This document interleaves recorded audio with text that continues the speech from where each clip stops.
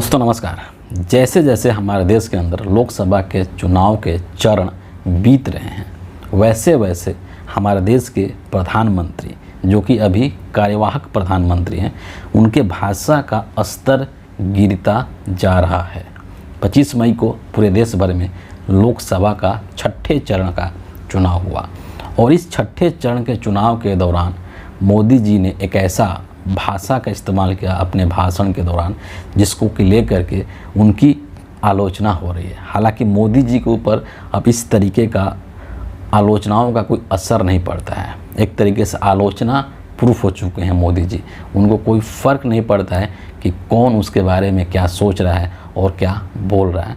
वो चुनावी लाभ के लिए कुछ भी बोल सकते हैं, किसी भी हद तक गिर सकते हैं और किसी भी हद तक भाषाई जो मर्यादा है उसको पार कर सकते हैं और अमर्यादित भाषा का इस्तेमाल कर सकते हैं और वही वो चीज़ कर रहे हैं। छठे चरण का चुनाव जब देश के अंदर हो रहा था, उस वक्त बिहार में मोदी जी भाषण दे रहे थे और वहाँ पर उन्होंने एक तरीके से इंडिया अलायंस के ऊपर एक आक्रमण करने की कोशिश किया और उन्होंने 2 लाइनें बोली है, उसको समझते हैं और फिर उसको हम लोग डिकोड करने की कोशिश करते हैं।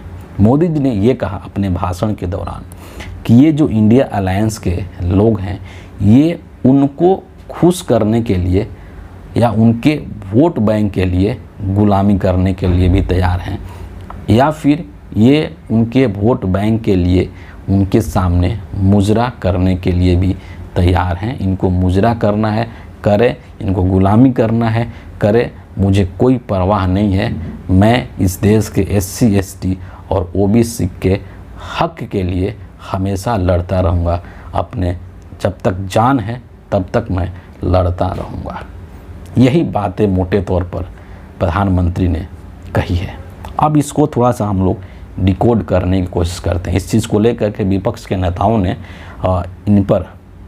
इनको करारा जवाब भी दिया है, उसको भी हम देखेंगे बाद में। लेकिन अभी जो मोदी जी ने अपने भाषण में बोला है उसको डिकोड करने की कोशिश करते हैं कि क्या इन्होंने जो लाइन बोली है सिर्फ उतना ही है या उसके पीछे भी कुछ है। दरअसल ये जो लाइन्स बोली है प्रधानमंत्री ने, ये सिर्फ इतनी ही नहीं है। इसके ज़रिए इनके और सी बहुत सी बातें हैं जो उन्होंने अप्रत्यक्ष रूप से कह डाली इन लाइन्स के माध्यम से। सबसे पहले यहाँ पर जो एक एंगल है वो मुसलमानों को लेकर के है। जो ये बोल रहे हैं कि इंडिया अलायंस वाले, इंडिया अलायंस पर तो ये अटैक है ही, वो तो समझ ही रहे हैं, लेकिन उनके वोट बैंक के लिए, मतलब कि मुसलमानों के वोट बैंक के लिए इंडिया अलायंस के लोग मुसलमानों की गुलामी करेंगे और उनके सामने यानी कि मुसलमानों के सामने ये मुजरा भी करेंगे। मतलब फिर से यहाँ पर नरेंद्र मोदी ने एक बार से हिंदू मुस्लिम की बात की है खुले मंच से अपने चुनावी भाषण के दौरान। पहली चीज़। दूसरी चीज़ कि जो मुजरा शब्द का इस्तेमाल किया है, इसको लेकर के अच्छी खासी एक चर्चा चल रही है सोशल मीडिया पर और विपक्ष के तमाम नेताओं के द्वारा और जो स्वतंत्र पत्रकार हैं उनके बीच भी। ये जो मुजरा शब्द है, इसको लेकर के लोग काफ़ी उग्र हो चुके हैं, लेकिन इसके पीछे है ना नरेंद्र मोदी की महिलाओं के प्रति जो सोच है वो भी उभर करके सामने आती है और ये दर्शाता है कि देश का प्रधानमंत्री महिलाओं के लिए कितना निम्न स्तरीय सोच रखता है। ये चीज़ इनके इस भाषण से निकल करके आता है। अगली बात अब यहाँ पर यह भी ज़रूरी है कि यहाँ पर मोदी जी का ये कहना है कि मैं देश के जो SC हैं, ST हैं, OBC हैं, उनके हक के लिए आजीवन लड़ता रहूँगा, है ना। यानी कि ये बात मोदी जी आज क्यों कर रहे हैं? क्योंकि इस चुनाव के अंदर संविधान की रक्षा और SC ST OBC को जो रिजर्वेशन प्राप्त है उसकी सुरक्षा एक बहुत ही महत्वपूर्ण मुद्दा बन चुका है और इसीलिए बार बार नरेंद्र मोदी चाहे अमित शाह इस चीज़ की सफाई देते हुए फिर रहे हैं पूरे देश भर में अपने हर चुनावी भाषण में कि हम रिजर्वेशन ख़त्म नहीं करने जा रहे हैं, हम रिजर्वेशन ख़त्म नहीं करेंगे, हम संविधान ख़त्म नहीं करेंगे। लेकिन यहाँ पर एक सवाल है, आप ये बात सोचिए कि एक तरफ तो मोदी जी चाहे अमित शाह हर जगह ये बोल रहे हैं कि हम संविधान ख़त्म नहीं करेंगे, हम SC ST OBC का रिजर्वेशन ख़त्म नहीं करेंगे, लेकिन दूसरे तरफ जो बीजेपी के वो नेता 4-5 जो वो नेता हैं, ज्योति मिर्धा, लल्लू सिंह है ना, वो मेरठ का जो प्रत्याशी है अरुण गोविल, अनंत कुमार हेगड़े, ये जो लोग हैं बीजेपी के नेता, जो जब अपने मंच से संविधान को ख़त्म करने की बात कह रहे थे कि 400 सीट हमको दे दो ताकि हम संविधान बदल देंगे, तो क्या नरेंद्र मोदी ने उनके ऊपर कार्रवाई कोई की? पहला चीज़, अगर नरेंद्र मोदी सच्चे मायनों में, सच्चे दिल से संविधान का सम्मान करते हैं, संवैधानिक मूल्यों का सम्मान करते हैं और इस देश के अंदर जो अधिकार मिले हुए हैं, आरक्षण का जो अधिकार मिला हुआ है इस देश के SC ST OBC को, उसका अगर नरेंद्र मोदी सम्मान करते हैं, तो जब इनके नेताओं ने संविधान के खिलाफ जा कर के इस तरीके का वक्तव्य दिया, तो क्या देश के प्रधानमंत्री ने, देश के गृह मंत्री ने अपने उन नेताओं के खिलाफ कोई कार्रवाई की? नहीं की। पहला चीज़ यहाँ पर इनको करना चाहिए था, लेकिन उन्होंने किया नहीं है। फिर क्यों बार बार इनको जनता के सामने ये गिड़गिड़ाना पड़ रहा है कि भैया हम संविधान को ख़त्म नहीं होने देंगे, हम आरक्षण को ख़त्म नहीं होने देंगे? क्यों ऐसा गिड़गिड़ाना पड़ रहा है मोदी जी को? कारण बहुत स्पष्ट है, और वो कारण क्या है? वोट लेना है।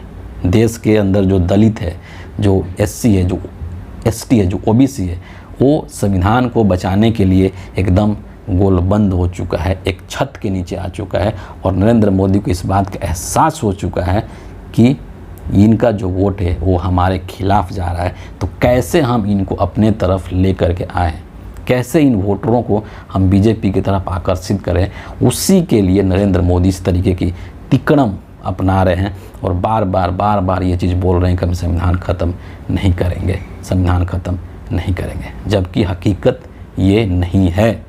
हकीकत कुछ और है, और वह सिर्फ और सिर्फ वोट की लालच। उसके बाद ये क्या करेंगे ये इस देश को पता है, सबको पता है। तो ये जो मोदी जी ने बोला है कि विपक्ष वाले मुजरा करेंगे जा कर के मुसलमानों के सामने, है ना, एक तरीके से एक सांप्रदायिक भाषा का भी यहाँ पर मोदी जी ने इस्तेमाल कर दिया, जो कि इस चुनाव में वो हमेशा से कर रहे हैं। दूसरी तरफ देश के महिलाओं के प्रति इनकी जो बहुत एक निम्न स्तरीय और निम्न कोटि की जो सोच है, वो भी इनके इस स्टेटमेंट से बाहर निकल करके आती है।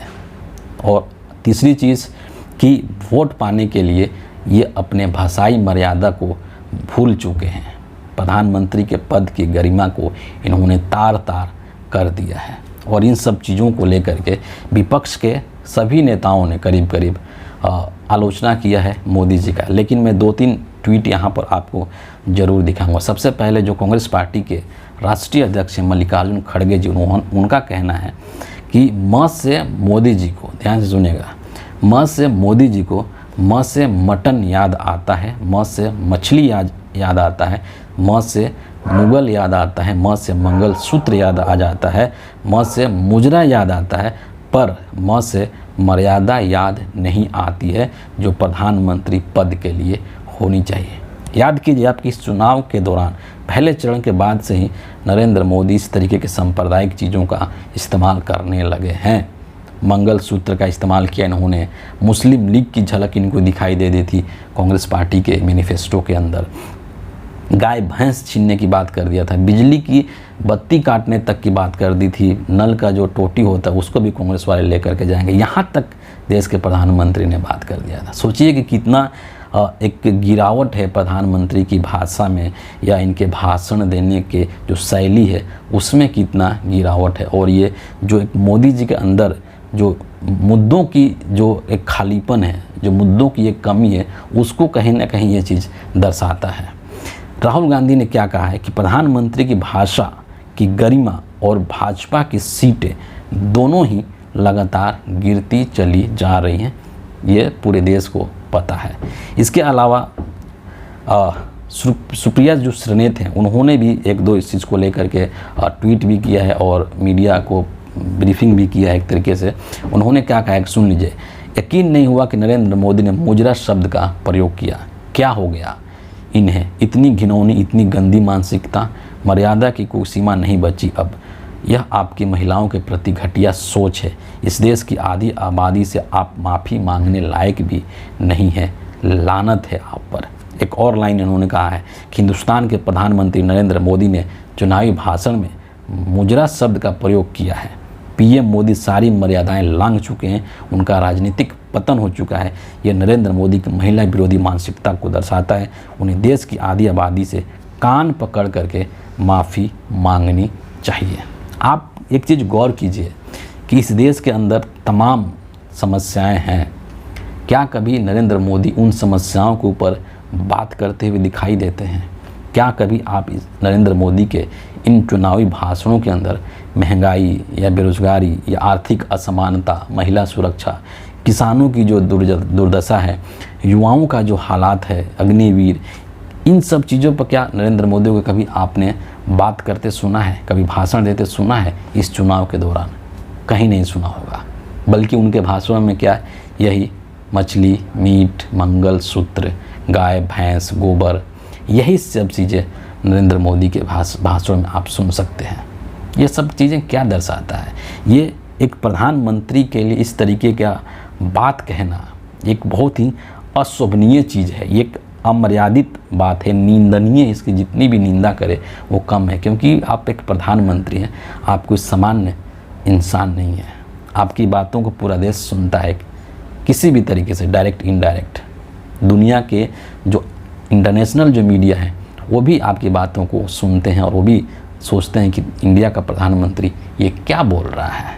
लेकिन हकीकत यही है कि नरेंद्र मोदी इस तरीके के अनर्गल जो भाषा है, जिसकी कोई ज़रूरत नहीं है, उस तरह की भाषा का नरेंद्र मोदी इस्तेमाल कर रहे हैं। एक और चीज़, इनकी ये सब जो भाषाएं निकल रही है, ये सब जो मोदी के मुंह से, वो इनकी बौखलाहट का परिचायक है। और छठे चरण के चुनाव के दौरान ही इन्होंने एक और बात बोल दी जो कि इनके बेचैनी और इनके हताशा और इनके निराशा का परिचायक है। और वो उन्होंने तेजस्वी यादव को लेकर के बोल दिया है। तेजस्वी यादव को इन्होंने बोला कि बहुत तेजस्वी बाबू बहुत घूम लिए हेलीकॉप्टर में, अब इनको सीधे जेल में जाना होगा। ये क्या दर्शाता है कि सोचिए कि एक बिहार का एक युवा नेता, 34-35 साल का एक युवा नेता, और उसको लेकर के देश के प्रधानमंत्री जो कि इतने मतलब उसके पिता की उम्र के बराबर हैं, लेकिन उसको लेकर के नरेंद्र मोदी के मन में कितना ज़्यादा कहिए कि एक कुत्सित भावना है ना? क्यों? क्योंकि राजनीतिक तौर पर नरेंद्र मोदी तेजस्वी का बराबरी नहीं कर पा रहे हैं बिहार के अंदर, और इसीलिए नरेंद्र मोदी तेजस्वी को एक तरीके से डराने की कोशिश कर रहे हैं कि चुनाव के बाद तुमको हम लोग जेल में भेज देंगे। लेकिन तेजस्वी इस चीज़ से डरने वाला नहीं है। बहुत ही आक्रामक तरीके से और बहुत ही कड़े रूख के साथ, कड़े तेवर के साथ तेजस्वी ने नरेंद्र मोदी को जवाब दिया है। 2-3 बातें हैं जिसको यहाँ पर मैं रखूँगा। क्या कहा है तेजस्वी ने कि मोदी जी बिहारी, गुजराती से डरता नहीं है, ये झारखंड या दिल्ली नहीं है, एक बार हाथ लगा करके तो दिखाइए। मतलब जिस तरीके से आपने झारखंड में हेमंत सोरेन को बंद कर दिया, जिस तरीके से दिल्ली में आपने अरविंद केजरीवाल को बंद कर दिया, उस तरह से आप बिहार में नहीं कर सकते हैं। एक बार हाथ लगा करके दिखा दीजिए अगर आपके अंदर हिम्मत है तो। तीसरी चीज़ इन्होंने कही है कि हमारे भगवान कृष्ण का जन्म ही जेल में हुआ था, आप किसे डरा रहे हैं। और आखिरी बात इन्होंने कहा कि 75 साल के एक बुजुर्ग 34 साल के एक नौजवान को धमकी दे रहा है। ये कितना अशोभनीय है हमारे देश के इस लोकतंत्र के लिए। और कहीं ना कहीं ये दिखाता है कि नरेंद्र मोदी ने 2014 से ही, जब से ये प्रधानमंत्री बने हैं, इन्होंने देश का जो एक राजनीतिक स्तर होता है उसको इन्होंने गिरा करके रख दिया है।